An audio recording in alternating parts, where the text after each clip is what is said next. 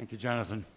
You know, a little earlier this evening, we were having a little run-through for the performance, and an acquaintance I had suggested to come and enjoy the concert was here a little earlier, took a look in the room, and I was upstairs there, and she said, "I thought you said this was going to be a Yiddish song evening." I said, "No." She said, "Well, there's just a piano on stage." "No." And those microphones look like just recording mics, which happens to be true, by the way. Yeah. And she said, "I hear the singers warming up, but that sounds like it's classical music." To which I said, "Getroffen." Closest to bingo I could come. Because in fact, this is a classical Yiddish song recital, except for the, I would say, high-calorie and high-cholesterol dessert at the end of some Yiddish theatrical entertainment. It is devoted to classical Yiddish song, which is analogous to the lieder tradition or the art song tradition, which means that it is solo voice and piano in a chamber music duo where they are equal partners in expressing serious poetry.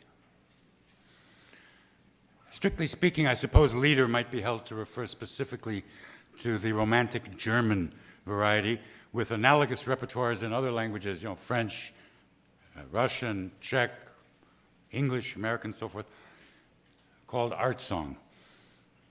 I don't like that term because I think that it conveys a kind of unwanted stodginess and almost affectation.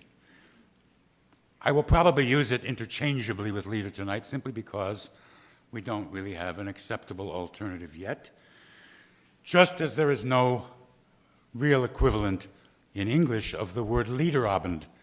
Some people have asked me about that. It's become an international term for a classical song evening. Just song evening wouldn't do it unless you specify, but Liederabend does. It's like lots of words. In German, Zeitgeist, can't translate that. In an English sentence, we would say Zeitgeist. In French, if someone is perceived to have a certain je ne sais quoi, we're not going to translate that. It can't be translated unless you have a few sentences. In Hebrew, I personally never translate bracha. It doesn't mean blessing and it doesn't mean benediction. I translate it as in a two-sentence footnote, but the word is bracha. And finally, mechuten, how about that one? It doesn't mean in-laws. Most of you know that. So it doesn't matter if it's an English sentence. We have to use it. Now, a significant part of this evening's program is devoted to songs by Lazar Weiner, who was the supreme master and the most sophisticated composer of the Yiddish lieder or art song genre. And his son, Yehudi, is our pianist this evening. So I thought I would share with you a little recollection, which is around mid-1970s at a meeting of the now defunct National Jewish Music Council of the Jewish Welfare Board. I don't know how many remember that. We were having a meeting to pick the theme for the annual Jewish Music Month that year. I was a very junior member. Lazar Weiner was a longtime member. And he proposed Yiddish music, by which he didn't just mean art song or solo song. He meant a vast repertoire of Yiddish choral music, not only his own, but a vast repertoire of many composers. There was tremendous opposition on the council, mostly because they felt that it would not resonate at that time across the country. That schools, Jewish schools, Talmidei Torah, community centers, synagogues for special services just would not pick up on it. Remember, this was mid-1970s. The renewal of interest in things Yiddish across the country, certainly outside New York, hadn't taken hold yet. So Mr. Weiner became very agitated. And he stood up and he said, "You see, that's the trouble with the Jewish people today. Jewish people needs its own country." It was 1975. He said, "If we had our own country, things would be different." And everybody looked at each other. And Erich Werner, the great musicologist of Jewishly related music of that time, stood up. His background was German Jewry, German-speaking Jewry. He had no appreciation for Yiddish culture anyway. And he looked across the table and he said, "Lazar, what are you talking about? Have you never heard of the state of Israel? What do you mean we don't have our own country?" I'll never forget, Mr. Weiner stood up again and he said, "Oh, yo, that's very nice, but that's not what I mean." We all knew what he meant. He loved Israel. He loved the Hebrew language. But emotionally, if it wasn't Yiddish that was the language of the country, the primary language and culture, it wasn't Jewish, it was nicht Vayiden. So where did this genre all begin? There's a kind of a paradoxical answer to that, which was that it began in two places independently of each other: Imperial Russia and the United States. Chronologically, the first was what we call the New National School in Jewish music. Born in the first decade of the 20th century, its embodiment was the Gesellschaft für Jüdische Volksmusik, Society for Jewish Folk Music in St. Petersburg, with branches in Moscow and Riga and Odessa and other cities in the empire. Many of you know quite a bit about this. I bring it in just as a background. The composers who were best representative: Moses Milner, Krein, Alexander Krein, Yoel Engel, Michael Kniesen, Lazar Saminsky, Solomon Rosowski, Jacob Weinberg, and a host of others. But here and among them, Yiddish art song leader was born. And they were not Yiddishists. They were not Yiddishists. In their pursuit of cultural, national Jewish consciousness, they were equally interested in Hebrew and Yiddish. So for them, in their original songs, yes, these are the first Yiddish art songs, but they also wrote a lot of Hebrew art songs. They were equally interested. So therefore, the Hebrew poetry of Bialik and Chernikovsky and Imber was equally important to them as Peretz or Racine or Jaffa or Rivasman and so on. The other arena is almost the opposite, right here in the United States, a little bit later. Initially, with virtually no awareness of what I call the Russian episode, composers began to create Yiddish art song, Yiddish lieder, inventing it anew as committed Yiddishists. Their primary focus, if not their exclusive focus, was Yiddish literature and culture, and Lazar Weiner belongs very much to that phase. So although Yiddish lieder would become only one part of the music produced by the Imperial Russian episode, I'll begin with a few remarks about that because it preceded the Yiddishist classical lieder development in the United States. It was the New National School of Composers who first conceived the very notion of intentionally, and I emphasize intentionally, Jewishly related or Jewishly based classical music of any kind, vocal or instrumental. Which is to say, a classically oriented music directly born of some authentic Jewish experience, related to such experience, and so on. Prior to that development, there had been no such genre as Yiddish lieder in the Western classical understanding of lieder. Only Yiddish folk song, theatrical song, yes. But there had been no wider tent of intentionally conceived Jewishly related classical music, and certainly no school, even if there were a few exceptions, and there were, but the exceptions imply the rule. And the exceptions aren't even mentioned in Grove's dictionary, they're really obscure. So consider that apart from that, the entire 19th century produced only 2 works of intentional Jewish connection that entered the classical music canon, by which I mean something that the music world knows as standard repertoire. Doesn't mean everybody knows the piece, but they know about it. What are the 2 pieces? One is instrumental. The Kol Nidre by Max Bruch for cello and orchestra, commissioned by the Royal Liverpool Philharmonic, written by a non-Jew, and one operatic, Halevi's La Juive for the Paris Opera. If we consider the 19th century to extend, non-chronologically, but in every other way, really to the beginning of the First World War, then we'll add Bloch's Shlomo, Rhapsody for cello and orchestra, but that's it. And I'm going to preempt any questions or misassumptions in advance about Mendelssohn's Elijah, because it is a completely Christian oratorio in every respect, a libretto that has its pre-Christian roots not in the Tanakh, not in the Hebrew Bible, but in the Old Testament of the Christian Bible, which is not the same thing. And the messianic components are all from Christian perspectives, which I'm not criticizing. It's hardly inappropriate for a composer who was a Christian and biologically, and I suppose halachically, a Jew. But what we want to understand is the roots of most of this evening's program, and not only the roots, but the impulses behind them. What were the forces behind this new national school?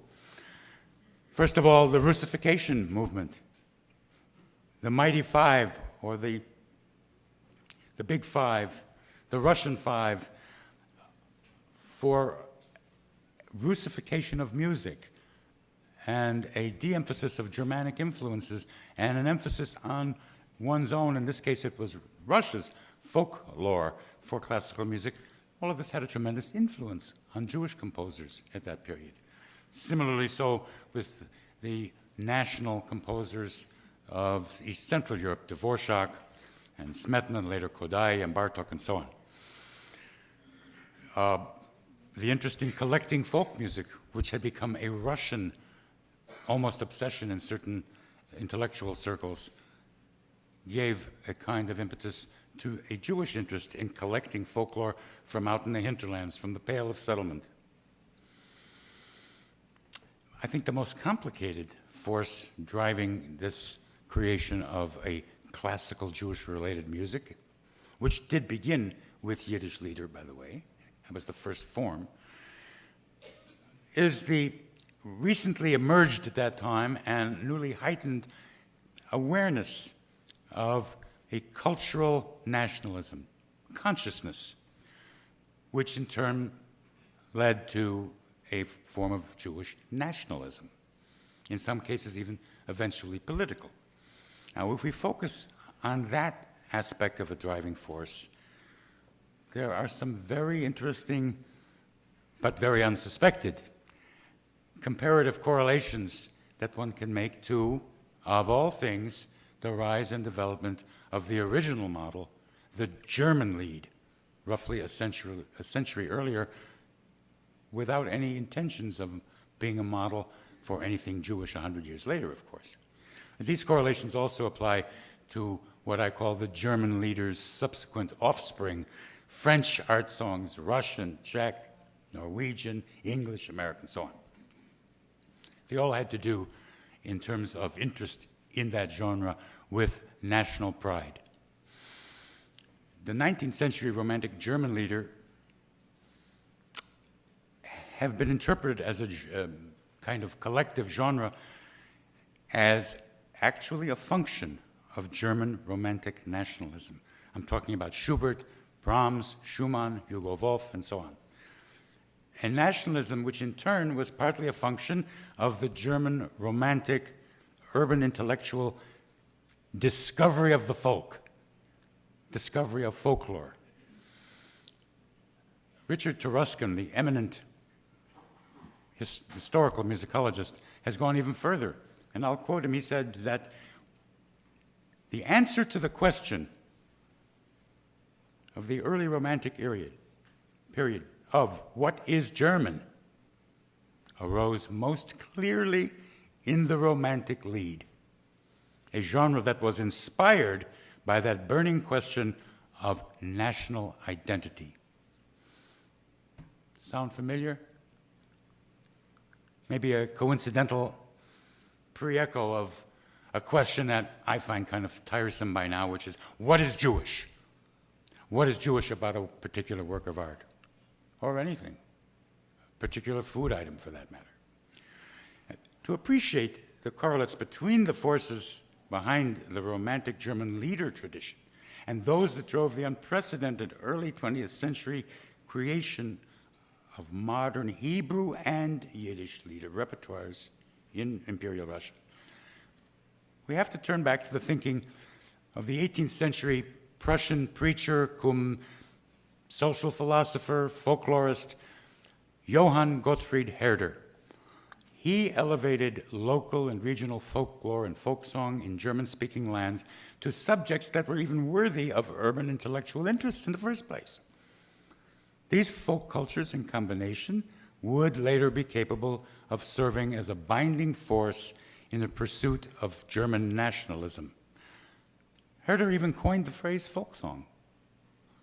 Volkslied in German for folk song. Previously, there was no such word.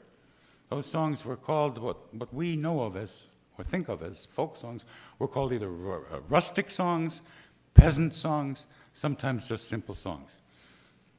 Now, consider the analogy. The discovery of the Jewish folk in the Pale of Settlement by the urban Jewish intelligentsia in the very beginning of the 20th century. And in that case, this led to the founding of the new national school, which became the incubator of Yiddish art song or Yiddish lieder. Beginning in the 18th century, it was the German so-called discovery and appreciation of its folklore, which was essentially a notion of German Romanticism. And this helped plant some of the seeds of German nationalism, and this romantic national thought manifested itself in the lieder genre. It's a nationalist thinking that is now understood as both a resentment of longtime French condescension and a resistance to French attitudes of cultural and philosophical superiority, of course, as seen through the French Enlightenment lens. And I think it's worth noting that the height of German resistance to Napoleon coincided with the childhood of the prime exemplar of the German Lied, Schubert.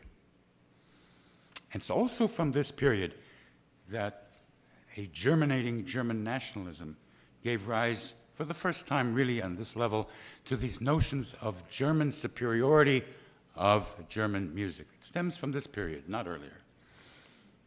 And that attitude in itself grew out of a type of inferiority complex up against French attitudes of superiority prior to that, and coincidental with it. And by the way, this notion about the superiority of German cultural music and German culture persisted among German Jewry every bit as much as among non-Jewish Germans until very, very recently. Though born of different circumstances, the Hebrew and Yiddish leader of the Russian New National School also bespeak transparently social cultural nationalism, which is to say, in the end, Zionism in one form or another. Now there's also the non-negotiable inseparability of language from lieder or art song. This too dates to the German Lied, the German case. Dates to the seedlings of romantic nationalism in Germany, or German lands. But it extended to all of the other orbits as well. So, what does this mean? It means that while opera, for example, may be subject to legitimate opposing arguments about its production in translation. If you know me, you know where I stand on that, but it does leave itself open to a legitimate argument on either side. No one would responsibly propose to perform, let's say, Schumann's Dichterliebe in French. Not even in France. Not even in France, where just recently a complaint against a pet shop was threatened. A complaint to government authorities because the pet shop had a parrot that didn't speak French. I'm not making it up. You can't make this stuff up. And some of you know that in France, if there is any permitted language on signs, store signs, restaurant signs, whatever, in a language other than French, and there are only certain exceptions, it must be in much smaller size than the French lettering. So no one would propose doing lieder or art song of any language in another language in translation, not even in Montreal in French, where some of you may remember, I think it was in the early 90s, the police took all the Manischewitz matzahs off the shelves everywhere because it didn't comply with the law. There had to be French labeling. Now, I applaud the desire to maintain language and culture, but a bisschen zu viel, no? Anyway, for the new national school composers too, Jewishness resided, I'll say, resided in the language of their songs, be it Hebrew or Yiddish. That was what made them Jewish. And these were what I would call, all of these composers were secular balei tshuva. They came to this not having a command of Yiddish or Hebrew in terms of a spoken language. Russian was their spoken language. They were Russified Jews. If they had a second language as an intelligentsia, it was German. And this was new. In America, even the uncompromising Lazar Weiner wrote one of his best-known works, Buncher Schweig, to an English translation of Peretz's story. But he would never have sanctioned the performance of art songs or lieder in any language other than the original, which was the Yiddish, because he would have said, opera, okay, this is not high literary material, which is true. But in doing any lieder or art song in a language other than that which they'd been composed defeats the whole notion of the poetry being the primary point. It defeats the point of the pianist expressing the poetry as much as the singer. It sidesteps all authenticity and renders the poetry as well as the music impotent. Weiner was attracted to poetry of all types and all schools, and poets of no school in the Yiddish cultural arena, but he was particularly attracted to two schools here in the United States, which was where he discovered Yiddish literature and Yiddish culture, even though he was born and went to school in Kiev. He wasn't born in Kiev, but he went to school in Kiev. One of these schools of poetry was called the Inzich school. This included a group of people, a coterie, that valued a modernistic approach based on personal experience in their poetry. It also included as one of its founders the person who had introduced Lazar Weiner to Yiddish poetry in the first place, totally coincidentally. Nachum Baruch Minkoff. The Inzichists became a source of learning and knowledge and cultural awareness from the very beginning for Weiner.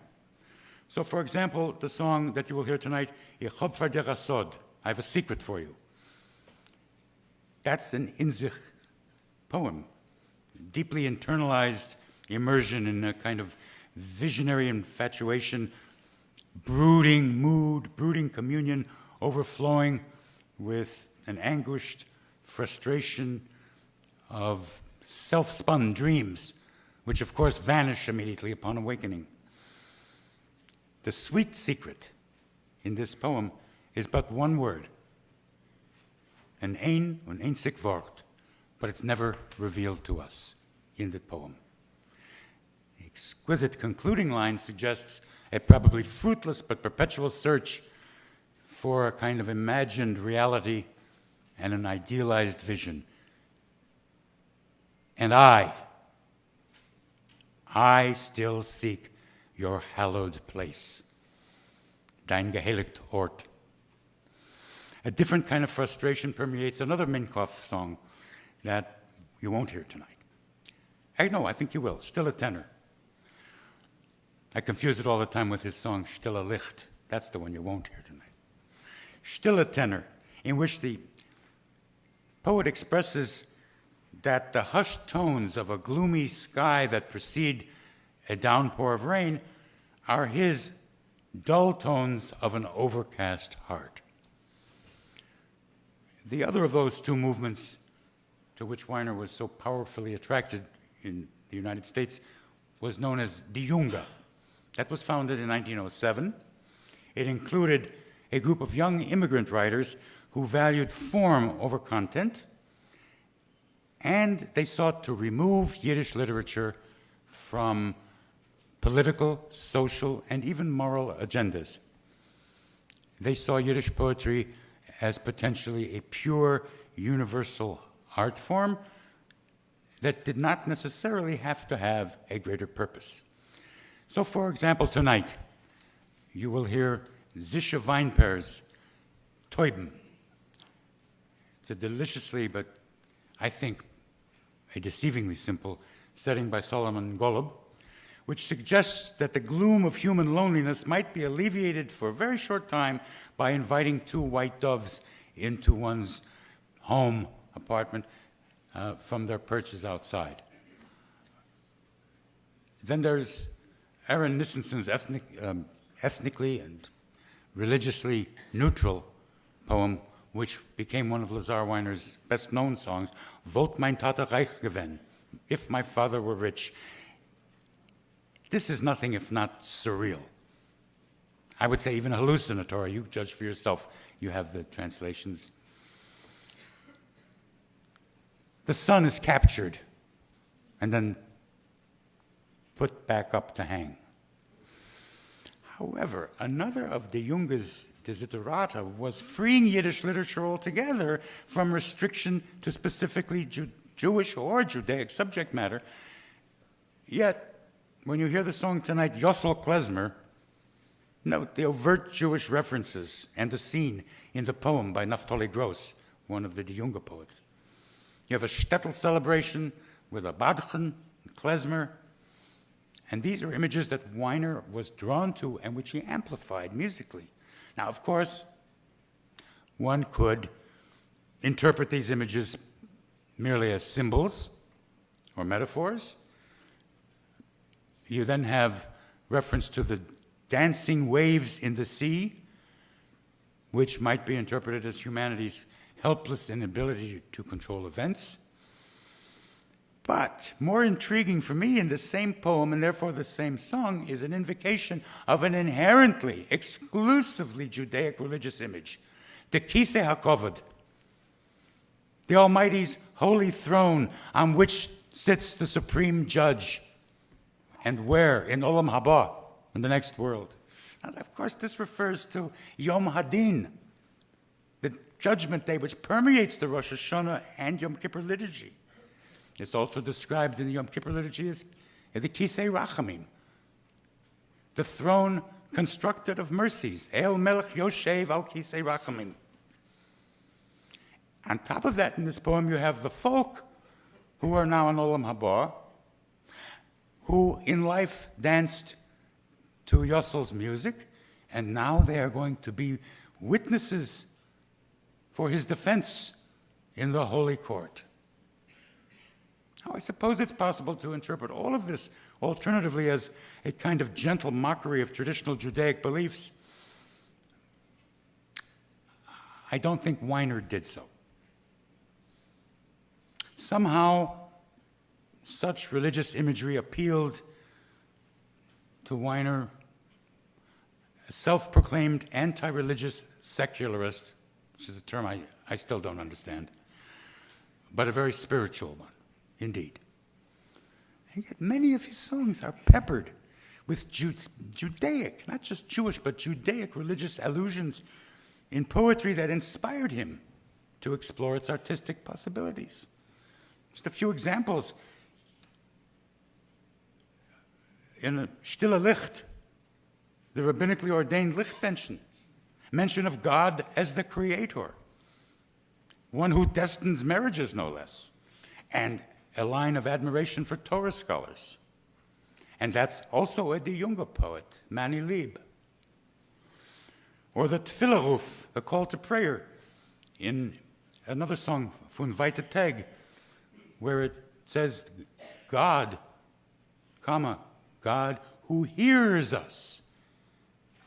I find it unavoidable to hear an echo of the phrase Ki ato shomea. That occurs in the concluding bracha of the Shofarot section on Rosh Hashanah. Ki ato shomea, for you hear. A Vater zu sein Sohn, there's a reference to Shema Yisrael. In tonight's Beim Benschenlicht, it's not just that there's Benschenlicht, but you'll hear the phrase, a Shabbosdik blend, a Sabbath glow, a Shabbos glow. So once in the 1970s, at the end of a long discussion I was having with Lazar Weiner, it was a combination interview, and then it ended up being a long, long discussion where he talked about his life and his growing up and his childhood, but he also emphasized that he was not observant, and he was opposed to all religion. In those days, you heard the phrase organized religion a lot. I always wondered whether that means that our religion is disorganized. I mean, I don't know. But that's the way he spoke. And I will tell you that it was only a kind of age-appropriate derech eretz, a little bit of intimidation also, that prevented me from responding how I wanted, because what I wanted to say was, Mr. Weiner, I'm not so sure. I'm not so sure that you're not religious. Then I also wanted to say, you know, Mr. Weiner, you just spent a lot of wonderful time telling me about how you sang in the choir of the great synagogue in Kiev. I mean, there are pictures of him as a child, not only a chorister, but a boy soloist with a high cantorial hat and cantorial garb, which all chorus members wore, even in the United States at one time in traditional synagogues. And I wanted to say, you sang in that shul with many important chazonim, week after week, throughout your childhood and your early teen years. You know, there is a saying, I want to paraphrase, a saying about yeshiva boys who leave the yeshiva and try to shed the experience altogether in later life. And if I'll be permitted to paraphrase that, I would have said to Mr. Weiner, you can take the boy out of the shul. You can't always take the shul out of the boy. Look, I don't mean to imply, by any means, that Weiner's songs in the aggregate are confined to religious content. They're about all sorts of things. He wrote, I don't know, between 200 and 300 songs. My only point here is that it was one part of a devotion to Yiddish literature from which he never shied away. I want to make two other points, and we might even get to some Q&A if you have time. I don't know. Yeah. There is no reason that Yiddish lieder or art song need be confined to Jewish artists, except that it isn't available in understandable form. One will say, yes, but the Yiddish culture has so many idioms. Every language has idioms. That would be my inclination too. However, consider the following. Who were the three, I would say, undisputed, greatest Wagnerian sopranos of the 20th century? Kirsten Flagstad, not a German, a Norwegian. Birgit Nilsson, not a German, a Swede. And Helen Traubel, an American born in St. Louis or Kansas City. I don't know, I always mix them up. Who was the great Norma of the post-war era, anywhere in the world? Joan Sutherland, not Italian, Australian. You get my point. The materials have to be available to those who have a gift for languages, a gift and an ear for the nuances, which includes some and excludes others, but that's true with any language. Nobody can know all languages who wants to sing Lieder. I remember Hans Heinz was one of the great voice teachers at the Juilliard School, and he used to hold separate classes just for pianists who might be interested in Lieder or art song, and he would tell them, look, if you are interested in this genre, then you need to study perfectly, not just pick up in a few words. You need to know French and German to start with, and then Russian, and so forth. But still, even the pianists can't learn every language in which Lieder have been written: Norwegian, Grieg, Czech songs, and so forth. So the same could apply and should apply to Yiddish songs. And finally, some of you might, or might not, be asking how we could justify this dessert to which I referred. 3 songs from admittedly crude mass popular entertainment of Second Avenue. But the songs are good. So I'll tell you a couple things about that. First of all, Arthur Rubinstein, one of the giants of the piano of all time, was on a talk show. He was in his 80s, and for Arthur Rubinstein, he was at peak in his 80s, pianistically and every other way. Well, not every other way, but musically anyway. Although, and I didn't say anything. And I think it was David Frost in England who said, what about popular music? Do you like popular music? And Arthur Rubinstein said, look here, I like all good music. Jazz? Oh, if it's good jazz. You mean rock? If it's good rock. So, rest assured that the songs I have picked from objective musical analytic points of view would be considered by Arthur Rubinstein good melodies. Forget about the plays, they're silly, but these are good songs, musically. Then there's another thing, there is a tradition of this. Renata Tebaldi, certainly one of the greatest Italian sopranos of all time. I'm prejudiced, I think she was the greatest, but. And I don't know if anyone remembers a thing called Lewiston Stadium.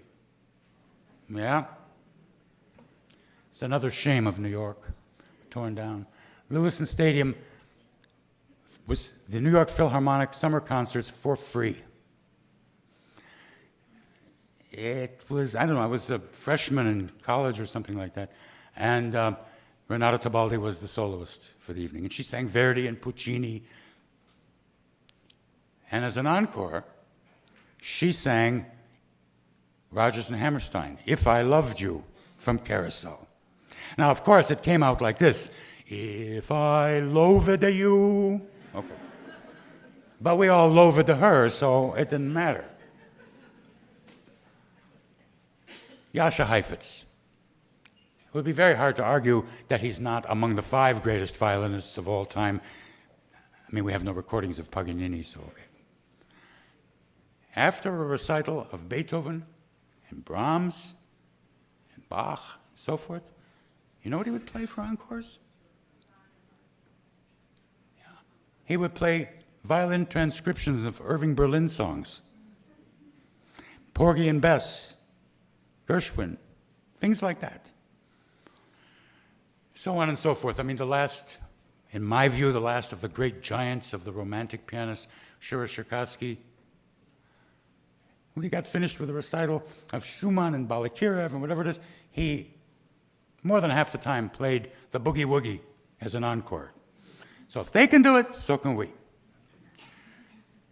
But that's a dessert. It's a kind of programmed encore.